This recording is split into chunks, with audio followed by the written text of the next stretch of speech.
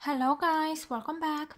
In today's video I will show to you how to deflask orchid seedlings and how to pot them up and how to care for them for at least a few weeks because they will require a special environment because here they are very used to a very humid environment. This black thing, it's called agar and it's containing all sorts of minerals and micronutrients for them and a few hormones that make them thrive in this environment. But I have just received this orchid flask. This is a Cattleya varsavicae cerulean and it's an Angarita crossed with self. So because of the transport, my seedlings got mixed with the agar, and when you receive an orchid flask that it's looking like this, you should immediately deflask it. Now because I had a little bit to study and this is 6 hours later, so they are sitting in these conditions for at least 6 hours, but I'm pretty sure that all the transport was like this. And yeah, so I will first sterilize a little bit my hands. Here I have some alcohol, so I will do that.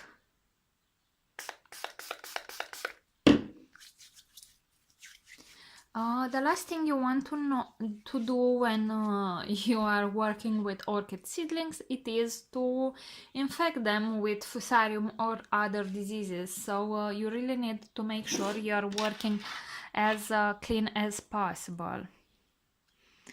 Okay, I will cut this sellotape or whatever it is.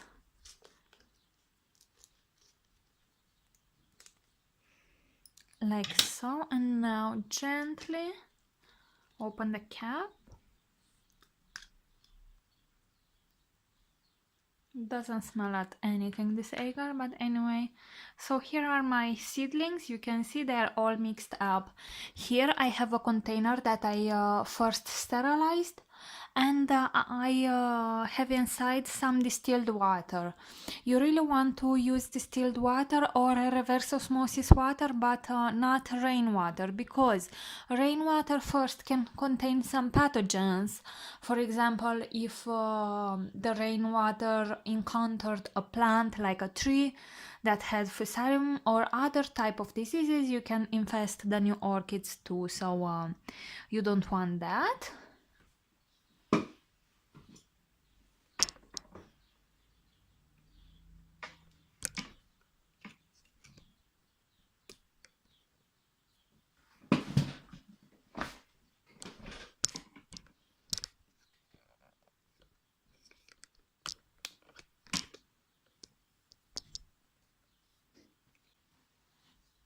So I will gently take each seedling and I will submerge it in this water because we want to clean it up. If you leave water in the crown or on the agar, if you leave agar on the crown or on the roots, you may actually cause some rot in the plant. So work as gently as possible, and also if you see any dried sheets like this one here, try to clean them off. You don't want anything to rot in the new plantlet environment. This one is looking very nice actually. It has some roots, it has 3 bigger roots and 2 new ones that are starting to grow, so she is in active growth. Here is the new, let's say, pseudobulb, but they yet don't have the shape for pseudobulbs. But here it is. It's looking very healthy, and I will place it on this paper towel. I think I will try to clean it a little bit more because I still have some agar inside. So shake them really good inside the water. This will be quite a time-consuming process, but it's all worth it. This is an Cattleya species and she's so beautiful. She is very famous, and this is a very special cross actually. It has that bluish flowers, but what is most interesting it is that it is considered the hardest cattleya to bloom. And this is because she requires a lot of sunlight, almost full sunlight. So I have a Varsavichai which is supposed to be blooming size, and I'm growing that one successfully. I didn't yet manage to burn it, so I suppose she can take a lot of light. You can see my water, it's becoming dirtier and dirtier, which is a good sign. That means that my seedling is most probably all cleaned up. So I will place it on this little tray here. This was supposed to be a container with 3 to 4 seedlings. That was advertised, but I guess I have more inside. That is what it's looking like to me right now. Here I have a big one. This is so interesting and so much fun. It's the first time I actually deflask an orchid seedling, but I really love this process. This one has so many roots. It is very important that everything you use, it is cleaned and sterilized. I did that before this video with a solution based on 10% bleach and 90% water, and after that I let them dry in natural air. So I'm sure now they are cleaned. So right here I have a very vigorous one, and I see some more. Let me focus. Here you go. I see some more roots starting to develop here and there. I see another little growth here and another one here, so it's quite a vigorous one. I'm really curious how much time this will take to mature. Okay.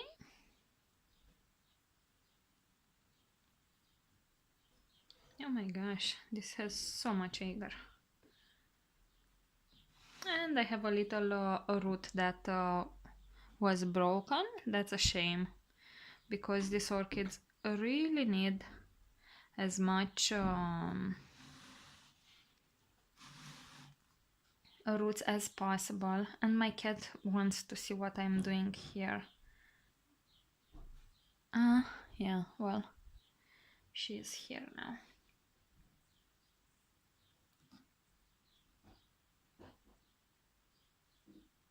Here I seem to have some mangled ones.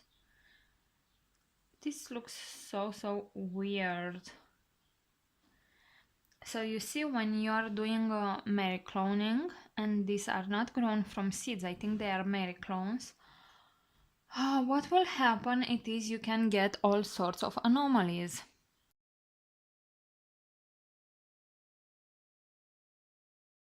So you can have all sorts of anomalies, and I want to show you something. This looks like a very mangled orchid seedling, but if you actually look much closer, you can see that this orchid has a very long stem, which has another growth, side growth here. I originally thought these were two plants, but no, it's just one. Or not? I really cannot tell. For me, they really seem like one single plant. Yes, and I really don't know what to do. How I will even pot this thing up, because it has these basal leaves, So if I bury that part, it will rot and it will die, those leaves. They need as much leaves as possible to make photosynthesis. Anyway, I will leave it like that. So my cat really wants to see what I'm doing here. So righty.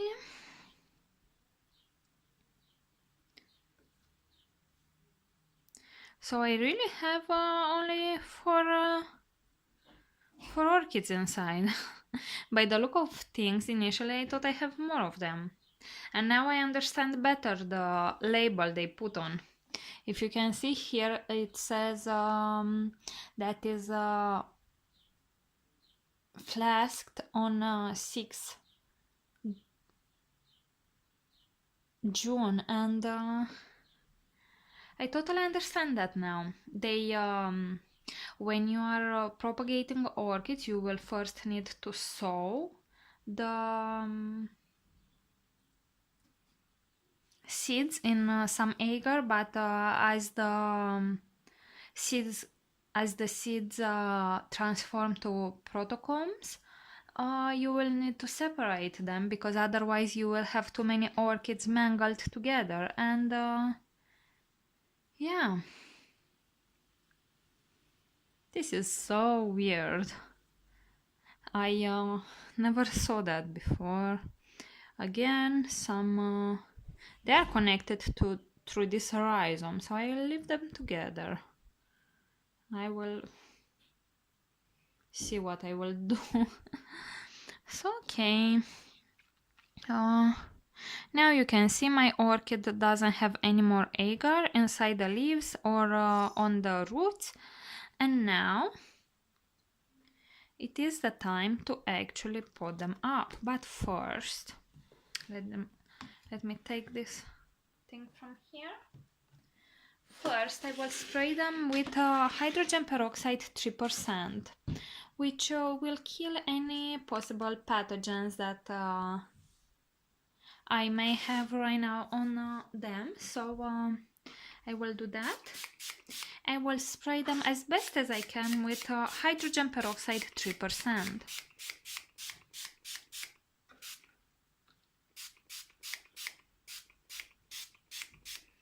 This is definitely the most healthy one and most normal looking, let's say.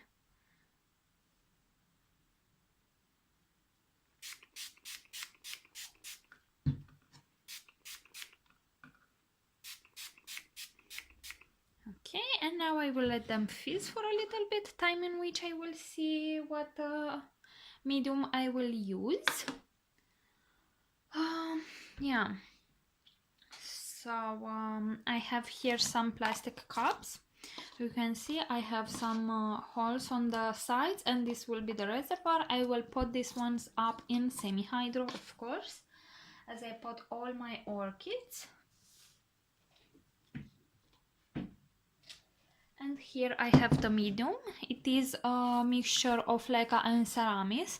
I think this would work wonders with only Leca, but right now all my medium, it is already mixed with Seramis, so that is what I will use. But for semi-hydroponics, it is actually recommended to use only Leca and not Seramis. So yeah, what can I do? So for now, until the seedlings fizz there with the hydrogen peroxide, I will fill up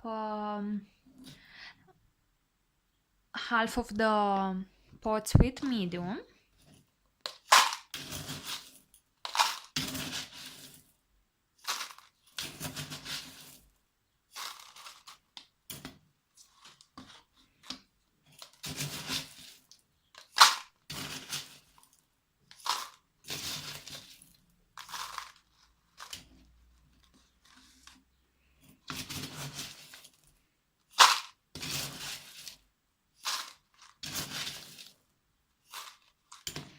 Like so, and orchid seedlings have in that agar some minerals, and they are used to have constant nutrients. So I will use when I water the orchids, a solution with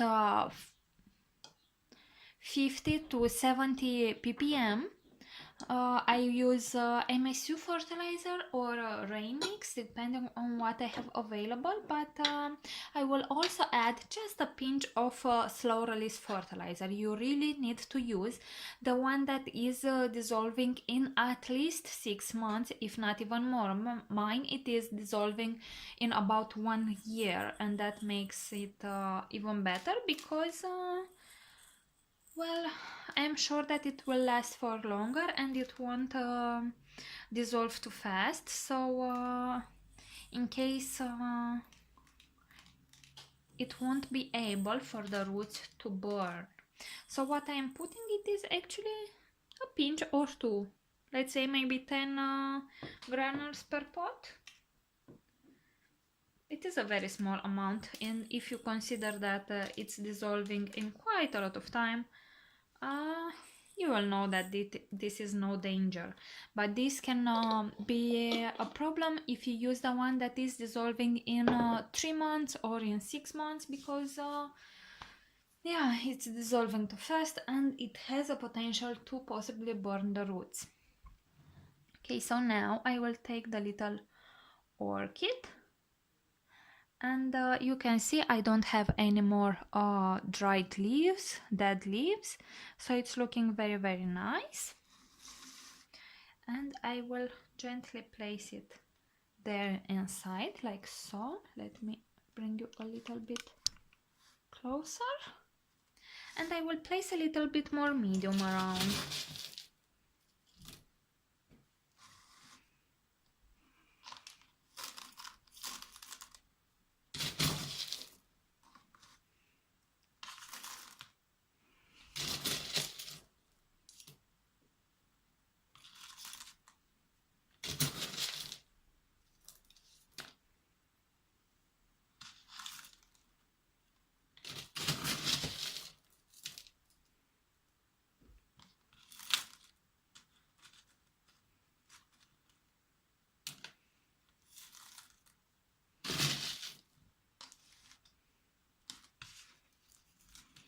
You will need to make sure you don't bury the bulbs or the leaves actually inside the medium, because you don't want them to rot.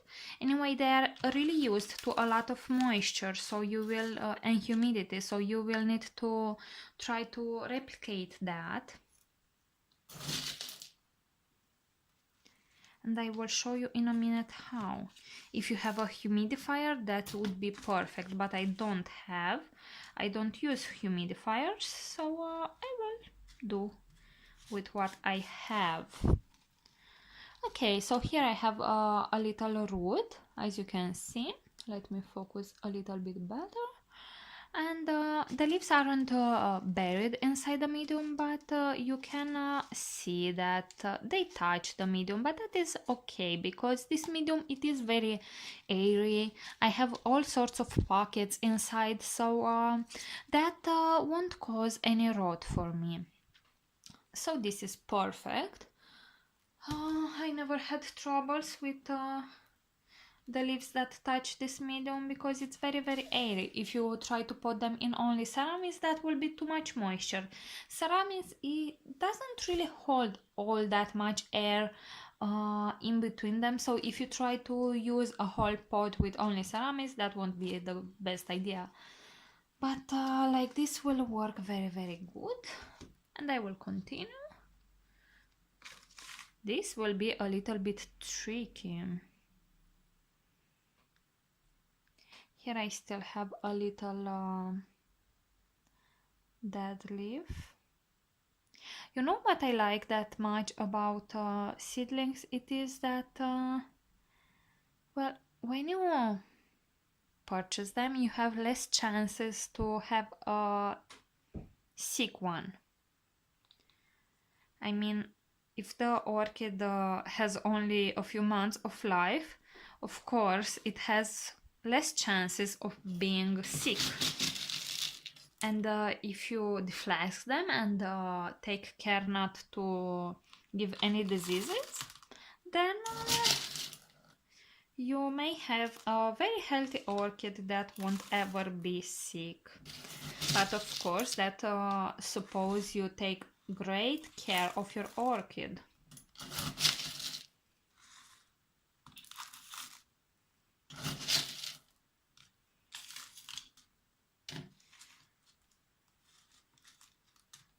I know this orchid gets to be very expensive if you want to purchase it flowering size. I mean, on orchidweb.com they are selling it for what, $200 or $300? Anyway, very expensive. So by paying only 11 euros on these seedlings, that makes quite a lot of savings. So I have some leaves that are buried inside the medium, but I really cannot do anything with that. Anyway, they were used to stay in agar, so I guess they won't rot. Because of that, I will see. This is a little bit tricky when you have that long stem with leaves, but yeah. Okay, these two are here. Okay, here I have a smaller one.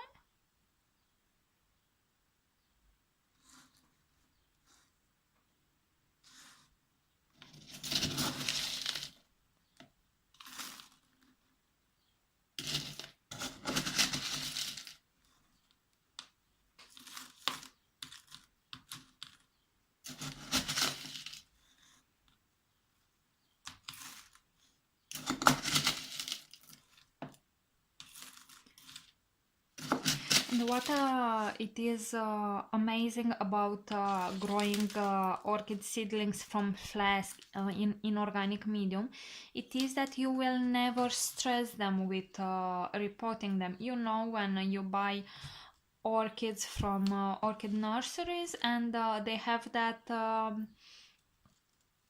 plug inside the root ball that is usually made from sphagnum, and it's very degraded, where they leave that not for as they try to avoid stressing the orchid.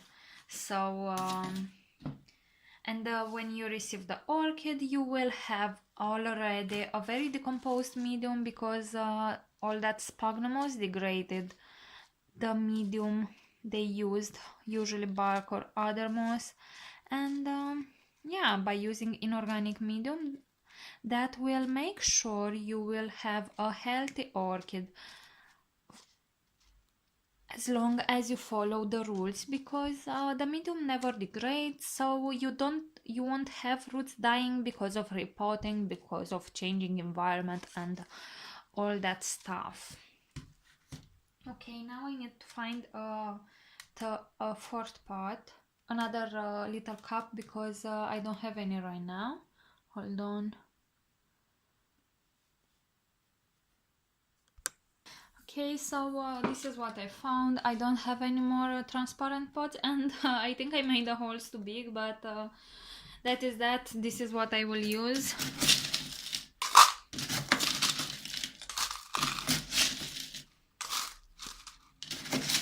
I'm okay with it not being transparent. I mean, I know my orchids in semi-hydro, they do great. I even use a white pot for some of my orchids. So I make sure I never have algae in those pots, which is nice. But you cannot really use for semi-hydro white pots if you are a beginner.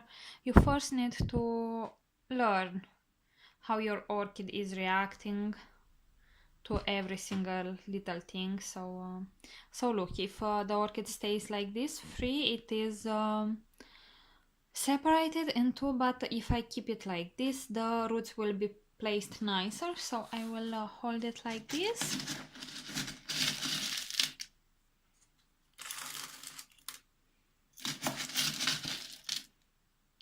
What is very nice also about this medium, it is that you don't need to press on it, you don't need to do anything, so you avoid any damaging of the roots when you pot them, because they are very fragile, you can imagine that.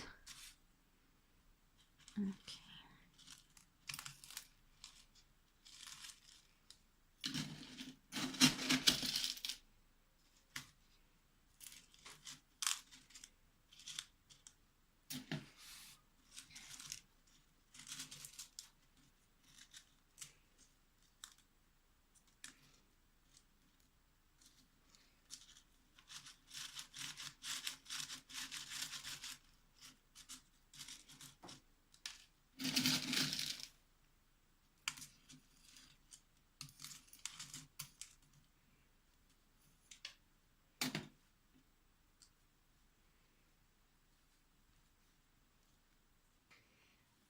Then what you want to do, it is write a tag, and don't forget to write on the back the date you have deflasked the orchids. So I will gently put that inside the pots,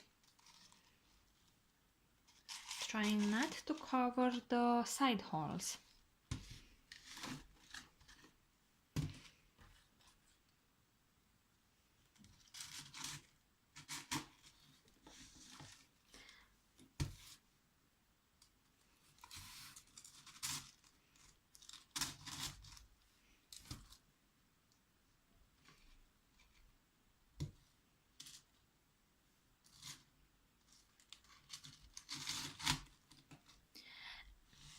Now I will water the orchids with pure reverse osmosis water, because well, I don't really think it is a good idea to fertilize the orchids as soon as you have deflasked them. I think it's better for 1 week, or until you actually see good results, meaning until you see the roots actually starting to grow and to hold on to this medium. That can take 1-2 weeks, maybe even 1 month. I will only use pure water, and after that I will start to fertilize them with a solution of 50 to 70 ppm. So now let's try to water them.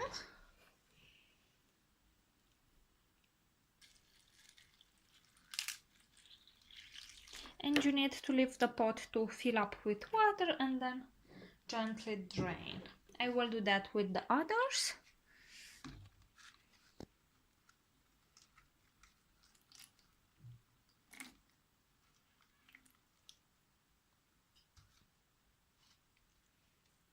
And once you have let them drain, you need to take some plastic cups like this one here. These are normal orchid pots. They are, I think, the size 6 or 7 centimeters in diameter, and I will cover them. I will also use a little bit of sellotape. I don't have transparent one, but you may choose to use transparent one, or you actually can use this type of plastic cups and drill some holes on the top, not too many. And this is because this way you will create a micro environment inside that pot, let's say, and she will have a lot more humidity. You see, orchid seedlings inside that flask were really used to high humidity. And if you leave them in pots without a cover on top, you may actually trick them to die, because well, they're really not used to the humidity you have in the air. Now because I don't use a humidifier, I cannot place them in a place with a very high humidity. It is summer and sometimes I have very low humidity.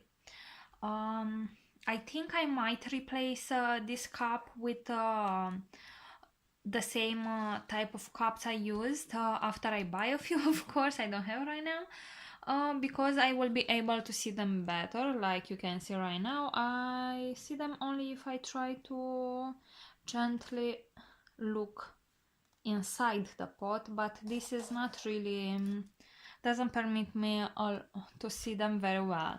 Anyway, you will need to hold them like this for let's say 3 weeks to 1 month, depending how much you really want to hassle with this. I think I will leave them for 1 month or until I see very good results, and after that I might try to drill slowly a few more holes until I can safely remove the cup completely. I really want to see bigger leaves than this because they are used um, to that humidity. But if you have natural high humidity, let's say 70% or 80%, but with very good ventilation, you may not use these cups, or maybe you have a humidifier and you can place them near them so they can have high humidity, because the rate of evaporation from the leaves will be quite high, and they have very little roots, so they really need a lot of time to adjust. And because we have this hole, so we will also have a lot of natural air movement. So I will place on the other ones some cups too, and I will come back. Okay, so here they are. As you can see, we have let's say a microenvironment. Here they will have a lot of humidity, but also air ventilation. I will keep them like that for 1 month, after which I will remove the cups. A very good thing to take into consideration, I might have forgotten to mention, if you receive the orchid flask with the agar all mixed up, you want to deflask them immediately. But if you receive them nice standing with you can see on the screen right now a picture of how an orchid flask should look like. And if the seedlings are still very small inside, you don't need to deflask them immediately.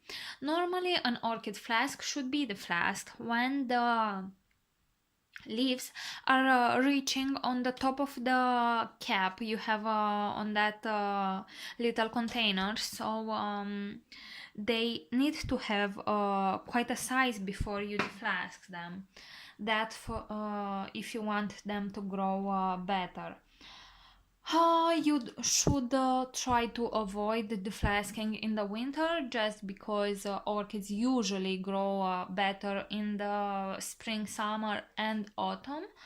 And if you do that, please try to use in the colder months a heat mat that will keep the medium warm, and by keeping the root zone warm you will promote faster root growth and faster development overall for the orchid. So in the winter time I'm using that for all my orchids, so my seedlings will receive that too.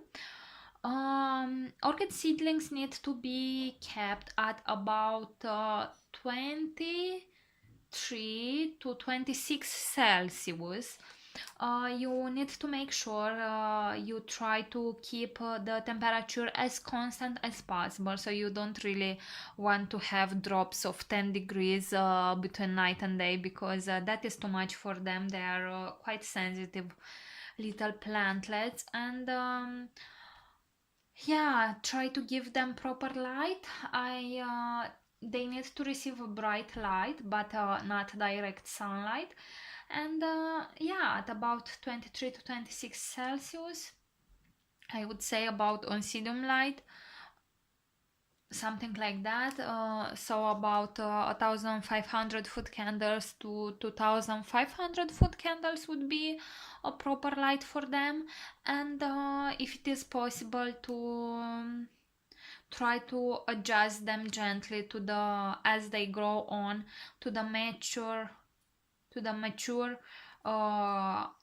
orchid care you give them. I grow all my orchids in semi-hydro, so this will make quite a nice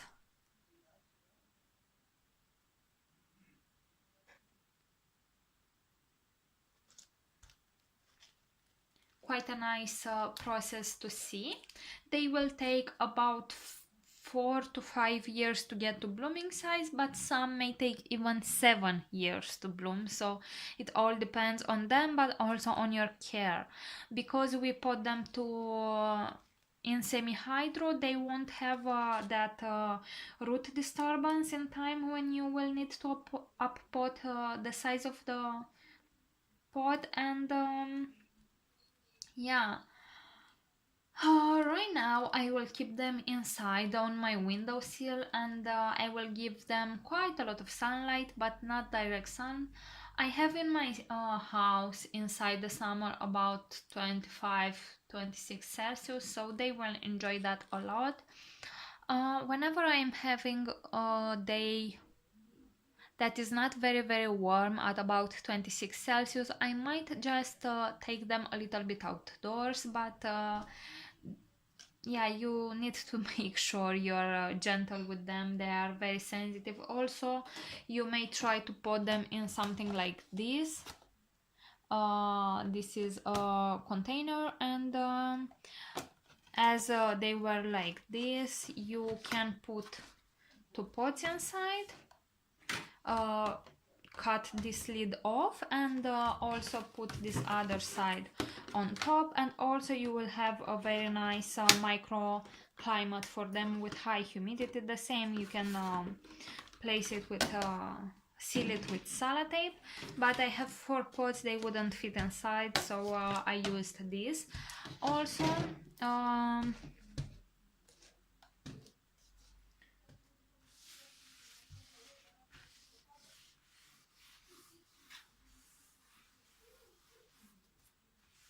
you really need to make sure you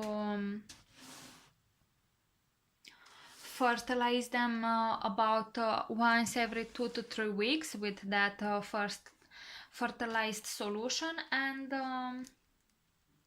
you need to make sure you fertilize them properly.